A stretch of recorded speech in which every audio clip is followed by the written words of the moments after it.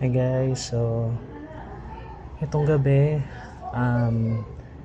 i-adapt ko na yung maliit na tilapia. Pinatabi ko muna siya kasi galing ako sa work. Tayong mga bisita. Halika, wait lang nga. Si Wikik. So dito rin kung saan ko kinuha si Cinnamon. Try natin katukin. Ayun, sa awa ng Diyos, nandito pa naman yung pusa. So antayin natin magbukas si ate. So yan, dito yan kung saan ko kinuha si Cinnamon. So nilagyan mo kasi ng basahan. ayan. Pinagtatapon niya. Andyan. Kasi, Hindi ko tuloy alam kung lalaki siya o babae. tingnan mo na lang. Pero kanina, nung binigyan ko siya ng tres, Si katulad ng ate. binigay ko sa'yo, nakakain. Inibidyo ko te kailang. Ayan siya, matatakotin. Ang tapang ha. So ito, si mini tilapia. So namatay lang kaninang umaga yung kapatid niya.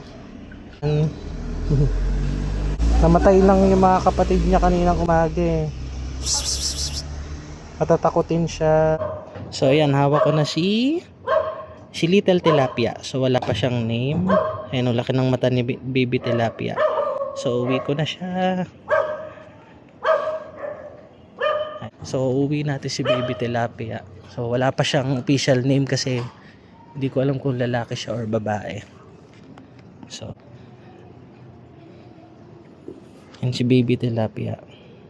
Tapos ito naman si Cinnamon. Ngayon siyempre magbahay tayo kay Cinnamon. Ang kawawa naman si baby tilapia. Bye Cinnamon.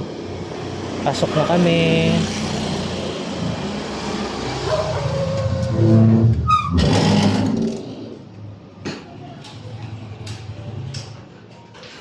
Yan, dito na kami.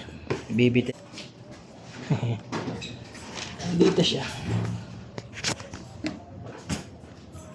Yun lang po. Ayan. Si baby tilapia.